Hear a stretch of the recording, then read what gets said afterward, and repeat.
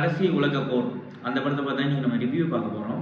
So அந்த படத்தில் first யார் யாரெல்லாம் நடிச்சிருக்காங்க பார்த்தீங்கன்னா, ஹிப்ஹாப் ஹாதி, அதுக்கப்புறம் அனகா, நட்ராஜ், அப்புறம் வந்து நாசர், முனிஷ்காந்த், சிங்கம்புலி, இந்த மாதிரி ஏகப்பட்ட பேர் படத்தோட நடிச்சிருக்காங்க. ஃபஸ்ட்டு இந்த படத்தோட பிளாட் என்னன்னா, நம்ம தமிழ்நாட்டில் உலக போர் திருப்பி வந்தால் எப்படி இருக்கும் அப்படின்றத அந்த படத்தோட ஒரு சிங்கிள் லைனாக சொல்லலாம்.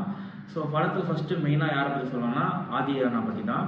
பிகாஸ் அவர் தான் இந்த படத்தில் டைரக்ட் பண்ணியிருக்காரு, மியூசிக் பண்ணியிருக்காரு, நடிச்சிருக்காரு, சாங் எழுதியிருக்காரு. அது மட்டும் இல்லாமல் அவர் தான் இந்த கதையை எழுதவும் செஞ்சுருக்காரு. ஸோ இந்த படத்தில் வந்து அவருக்கு வந்து ஒரு மிகப்பெரிய ரோல் தான் இருக்குது. ஆனால் அது எந்த விதத்துலேயும் வந்து கதையை பாதிக்காமல் ரொம்ப நீட்டாக இருந்தது கதை.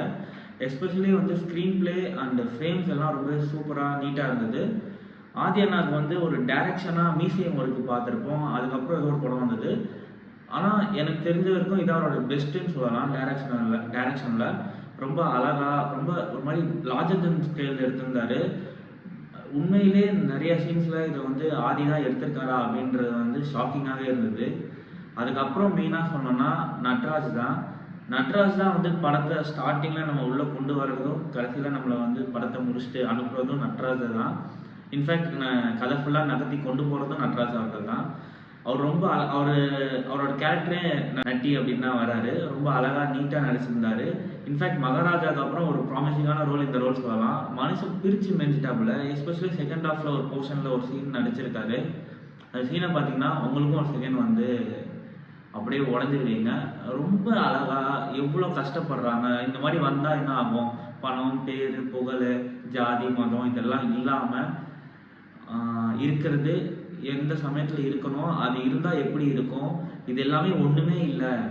இந்த மாதிரி வந்து இன்னொரு நாட்டுக்காரன் நம்ம நாட்டுக்குள்ளே புகுந்து எல்லாத்தையுமே சூறையாடிட்டா என்ன ஆகும் அப்படின்றது தான் இந்த படத்தில் வந்து மெயின் சோர்ஸாக வச்சு எடுத்திருக்காங்க.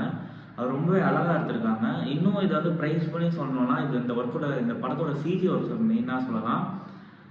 ஆதி அண்ணாவோட ஃப்ரெண்டு ஜீவா அவர்கள்லாம் மேஜர் ஒர்க் பண்ணியிருக்காரு. ரொம்ப ஒரு மாதிரி லார்ஜர் ஸ்கேலில் பண்ணியிருக்காரு. ஒரு 300-400 கோடி போட்டு எடுக்கிற படத்தில் எந்த அளவுக்கு ஒரு சிஜி ஒர்க் இருக்கமோ அது இந்த படத்தில் இருக்குது.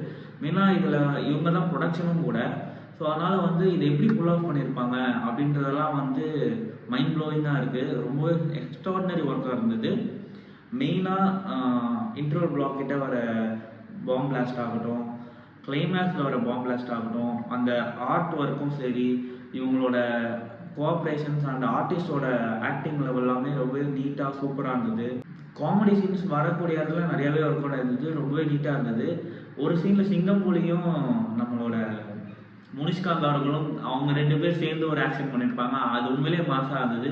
நிறையா மாஸ் ஃபேக்டர்ஸ் நிறைய இடத்துல ஒர்க் அவுட் ஆயிருந்தது. கமர்ஷியலி ரொம்பவே நீட்டாக வா ஃபேக்டர்ஸ்லாம் நிறைய படத்துக்குள்ள இருந்தது. மெயினாக பிஜிஎம் இதுக்கு வந்து ஒரு மிகப்பெரிய பக்கபலமாக இருந்தது. ஃபர்ஸ்ட் ஆஃப் கிளைமேக்ஸ்லாம் கூட. ஆனால் கிளைமேக்ஸ் இன்னும் கொஞ்சம் ஏற்றிருக்கலாமோ அப்படின்ற மாதிரி இருந்தது.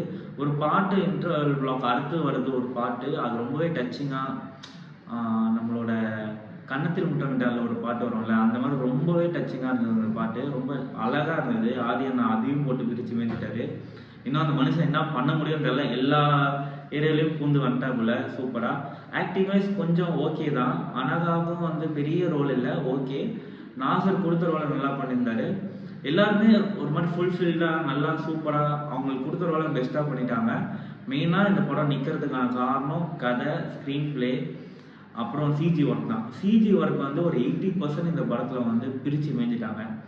சிஜி ஒர்க் எங்கேயா சொதப்பிருந்ததுன்னா இந்த படம் வந்து எப்பயோ பார்க்கறதுக்கு வந்து கடுப்பாயிட்டு இருக்கும். ஏன்னா அதுதான் வந்து முக்கியமான ரோல் இந்த படத்தை கொடுத்துருக்கோம். ஸோ அதனால் அது வந்து சூப்பராக இருந்தது வந்து ஒரு மிகப்பெரிய ப்ளஸ். ஸோ ஃபைனல் கட்டில் it's a black Bastar movie. ஏன்னா எனக்கு இந்த படத்தில் எதுவுமே பிரச்சனையாக தெரியல. ஸோ நீங்கள் தாராளமாக போய் ஃபேமிலியோடு பார்க்கலாம், ஃப்ரெண்ட்ஸோடு பார்க்கலாம். இந்த வீக்கெண்டை தரமாக உட்காந்து என்ஜாய் பண்ணலாம். ஸோ இந்த மாதிரி ரிவ்யூஸ் பார்க்க மறக்காமல் நம்ம சேனலை சப்ஸ்கிரைப் பண்ணிடுங்க. தேங்க்ஸ் ஃபார் வாட்சிங்.